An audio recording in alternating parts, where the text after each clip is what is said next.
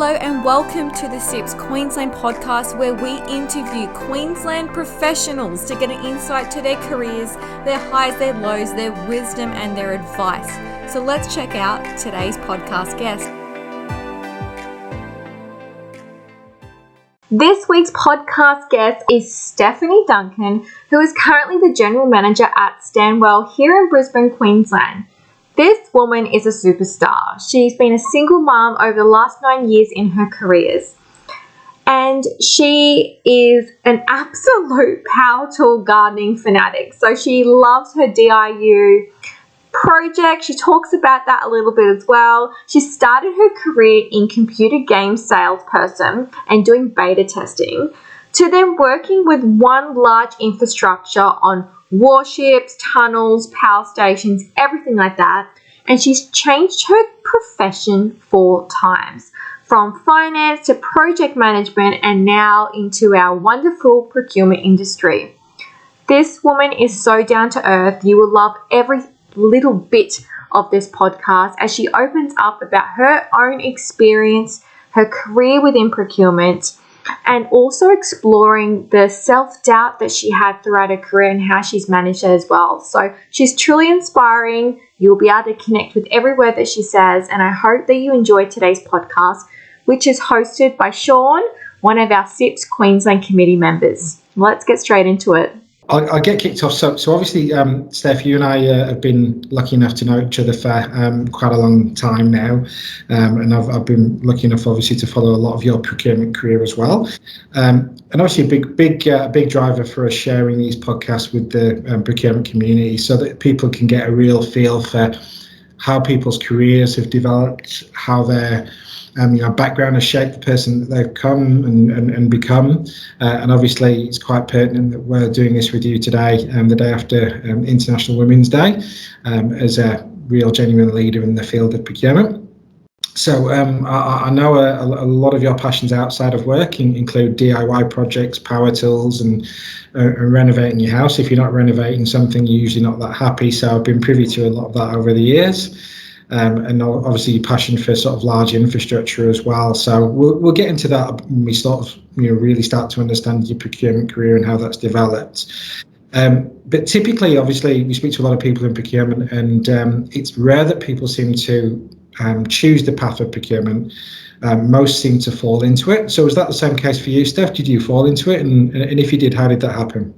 Yeah, I did. And everyone I have met, I think, has fallen into procurement. For me, I started my career a long time ago as a little accounts payable person and worked my way through to doing project management on a lot of large defence builds, think warships and helicopters. And as part of that, procurement was always a piece that was included, whether it was that we were bringing consultants on or having to look at the supply chain. So all of those aspects were sort of an everyday thing for me. And when it came time to leave that government realm and foray across into private industry, procurement just seemed like the right fit. And it took me all of about 3 weeks to find a role in procurement because it was just that perfect fit for me. Fantastic. And take us on that sort of journey then. You obviously recognised that procurement was the right profession for you, and that's after an early career. I think you started out in computer game sales, didn't you, as a tester? Yeah, that put me through uni whilst I was studying biotech and microbiome. So a very different career path I had thought for myself. But from there, it was through accounts payable, through project management, and then into procurement. So. And was it what you expected, Steph? A lot of people have different versions of, perception versus reality. And what do you think procurement was going to be versus what it was? How did that look for you? I don't think I really realised how strategic procurement could actually be. Whilst I'd done bits and pieces and bought, had bought things and had bought services on and managed those contractors, I really didn't realise how much you could influence and guide an organisation from being a procurement person and having that forefront and the strategic view that you get from procurement to help them drive forward all of the business demands and all the business strategy as an overall. And I think we'll probably come back to that, Steph, as well, about procurement in general and some of the things that really motivates you. Obviously, you and I crossed paths when you'd moved out of that government sector and really embarked upon your procurement career for I guess, real, when it was a real choice for you. Do you want to just take us on the journey of when you made that decision, how the career panned out, the roles that you had, the companies that you worked for? Definitely.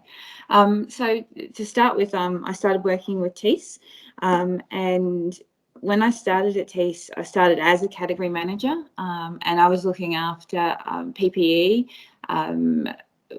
geofabrics, and a few other sort of construction-based procurement categories, where I was looking across their services division, the construction division, and the mining division. So there were sort of elements that every category that I had touched upon each one of those.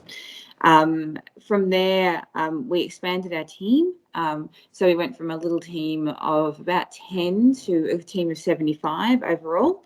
And I started leading the site services and professional services portfolio group for TEAS at that stage. So that was looking after all the engineering services, legal, pretty much anything with service in the title, and then all the site services, so electricians and plumbers, all those sort of minor, well, not minor, but all those sort of generalistic trades that we would have across the different construction builds. And I think something really interesting to the listeners with that, Steph, because I remember your time at TEAS very, very well. And obviously we're on a CIPS podcast here, is that the team you were part of and helped obviously, lead a part of that bit were named the most improved procurement function for CIPS that year. Was that right, in 2014? That's correct. Yeah, we sure were. It was quite an achievement. I know the guys really, really loved going to the awards that year. But no, for us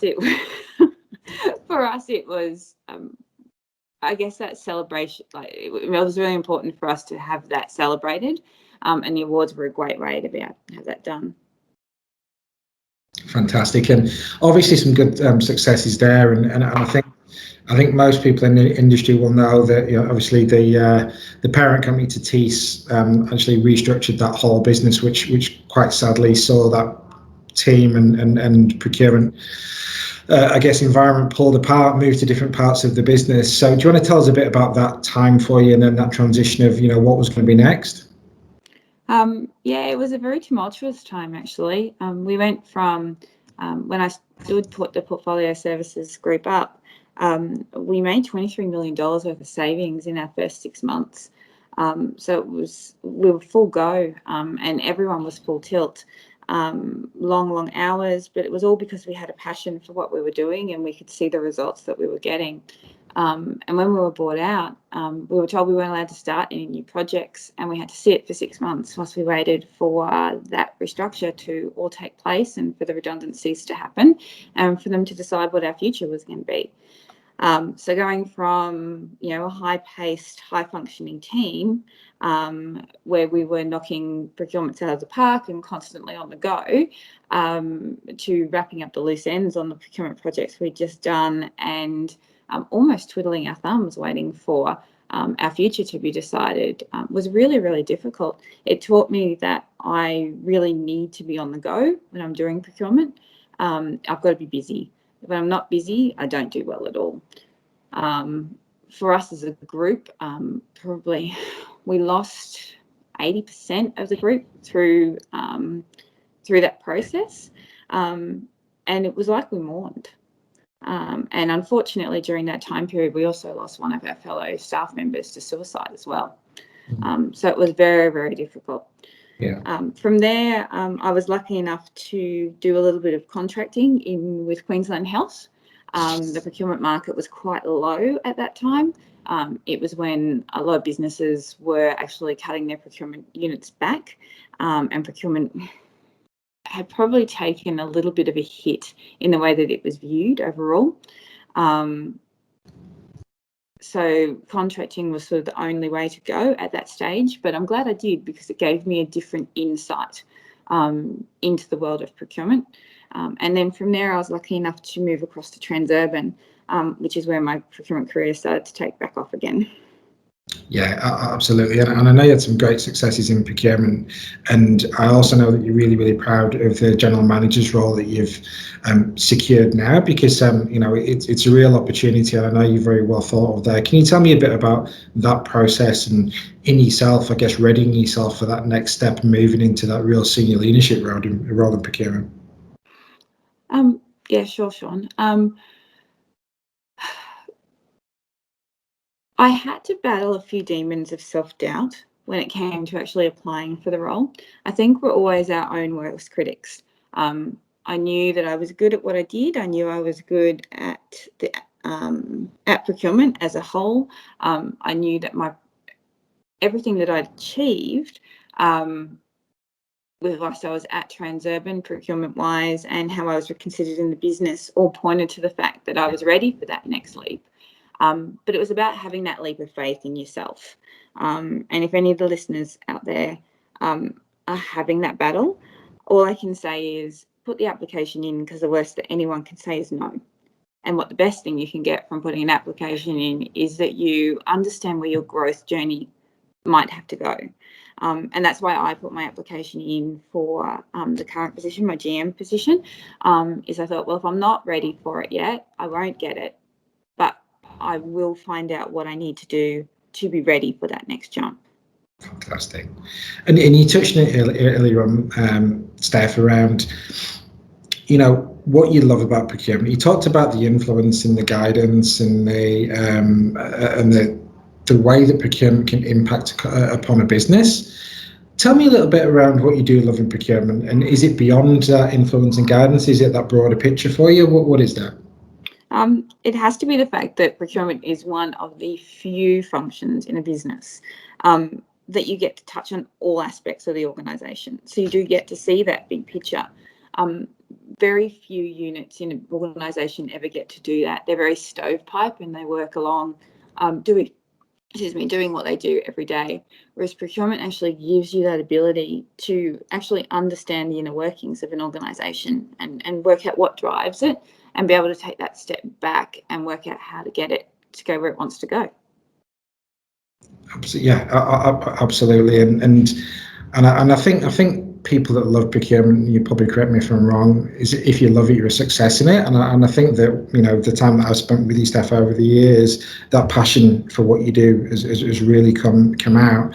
And I think when you've got a passion for the job and for a passion what you do, you approach your challenges probably with a different mindset as well. But looking at the challenges that you faced in procurement, what's been, I guess, the hardest or the most acute challenges that you faced, and what's some of the techniques and skills you've used to get beyond them? I was really hoping you weren't going to ask me this question. I was pondering on what it might look like before we started the podcast.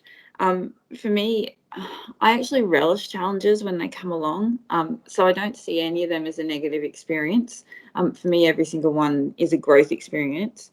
But probably one of the biggest challenges that I have had across my career is sourcing information on whatever category it is that I'm going to be doing is going to come from. And what I've done is I've learned to trust that the business and the SMEs within the business know their industry and they know the area that they're working in, and that they're going to be some of the biggest guiding influences for you to be able to find that information.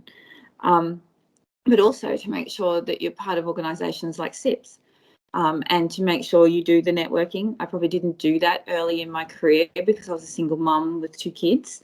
So for me, it was work during the day and come home and work at being a mum. So the time to do the networking after work just wasn't there. But it is probably one of the most vital resources that you have as a procurement person. So even if it's only 1 or 2 events that you can get to during the year, they might be the 1 or 2 connections that you just need to make life that little bit easier. And that's a really good probably point that you made there, Steph, just to touch back on, because I think we'll talk a little bit around your mindset, and that's how you appraised or looked at some of those challenges in procurement. But obviously working as a single mum with custody of the child and children through the early part of your career and studying, do you think that really galvanised you as a profession and really prepared you for, I guess your career in later life that you had to go through that? I think absolutely. I think time management became a huge thing for me, making sure that I wasn't procrastinating and the time that I had was used positively, because it meant that I didn't have to bring work home to the kids. I certainly learned how to work smarter rather than harder during that time period. They're probably the key aspects of it. But it most certainly did cement who I am today. And the best thing is my kids have the most amazing work ethic now as well, because you bring it home.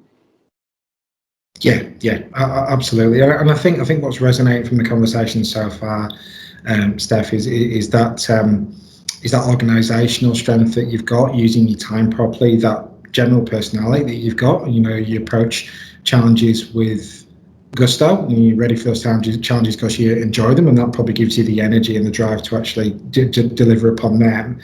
There's obviously a lot of young people coming through early in procurement that will look up to people like you that have really developed your career and really reached the heights as you have. Going back to your sort of 20-odd-year-old self, what's the advice that you passed down when you were starting out? There'll be young people listening to this, really looking to take advice from you as to the key takeaways, what they should do for their career and what they should think about in procurement when they start out. There'd probably be two key pieces of advice I'd give, Sean. The first would be don't be afraid to seek mentors.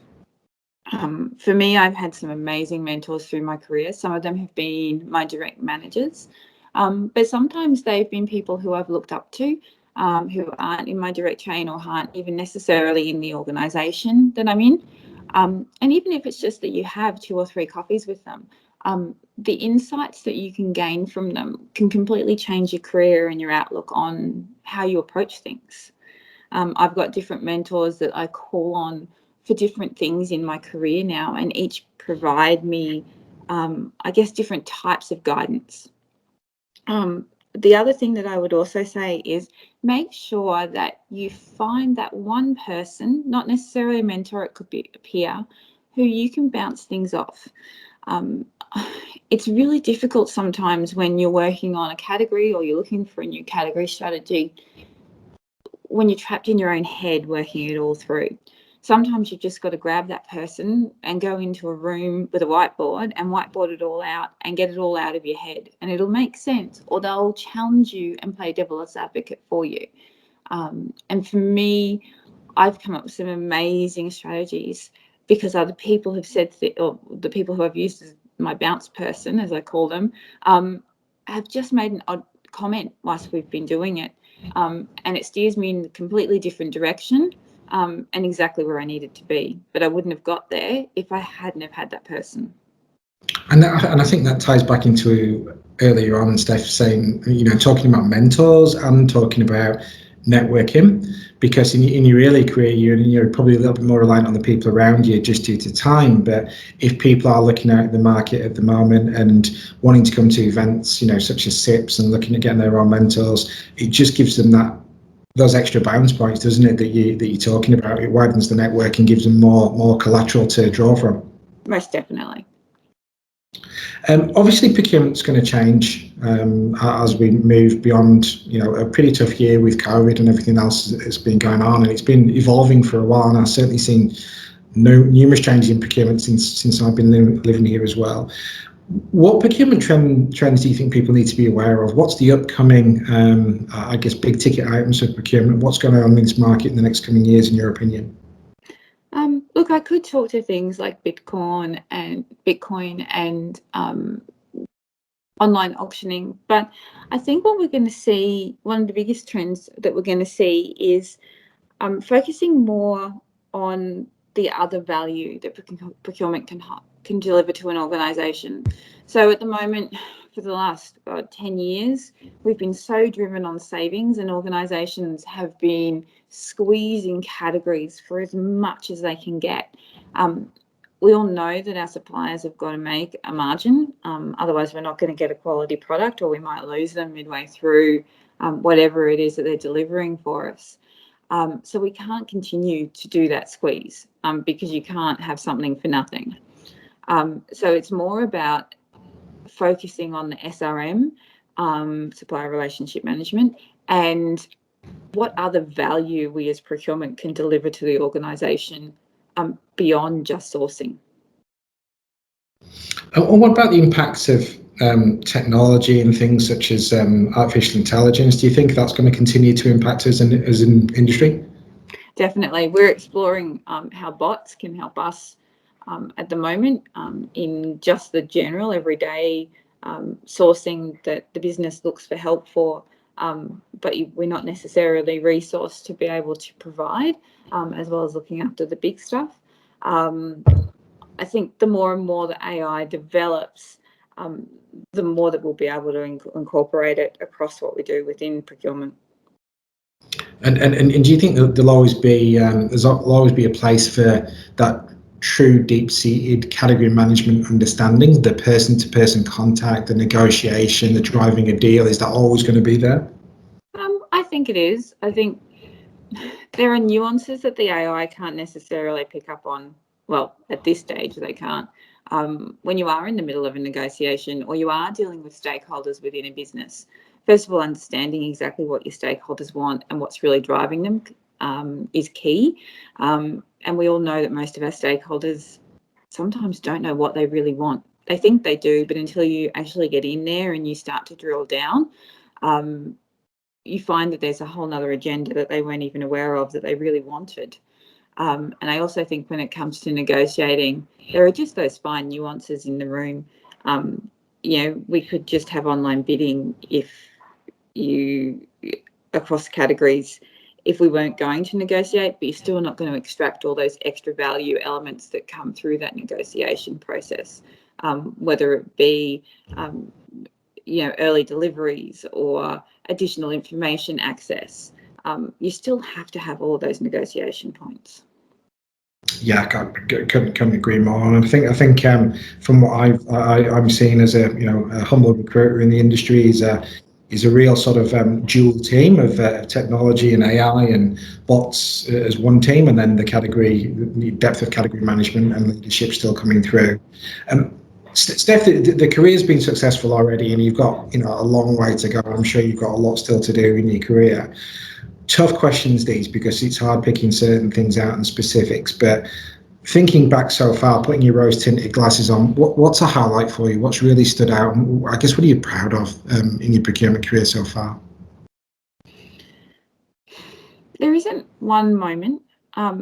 For me, my proudest moments, because they all in the same bucket, are when I see those staff that I've mentored and helped grow move on to something bigger and better, or have those absolutely amazing wins, and that you've helped them achieve them, and that you've helped them have that sense of elation that comes with putting that really big deal across the table and having the business recognise it.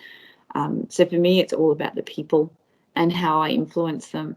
And I love the fact that I can be a teacher and a mentor and help grow people. And you've given some good advice out here already, Steph, for young procurement professionals starting their career, and something that wish you knew. Are there any real gems that you can pick maybe from your mentors or advice that you've been given that's really had a profound, impact on you during your career as well? Probably the best advice that I was ever given was one small bite at a time. Sometimes when you're in the middle of a category or in the middle of a sourcing event, everything can seem very overwhelming, particularly if it's not going the way that you'd anticipated it would. And let's face it, we all have experiences where that happens. It's just keep moving forward and stay positive. So one bite at a time, and you'll get to the end of it. It's never going to be too big that you can't get through.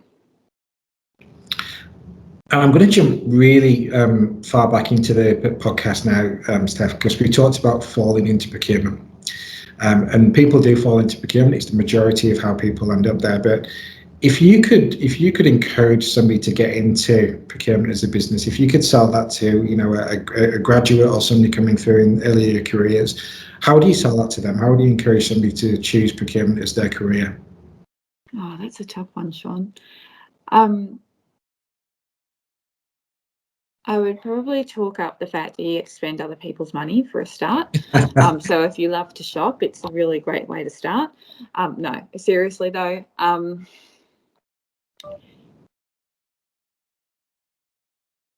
I would encourage them to consider it if they liked a career that was going to give them challenge and constant change.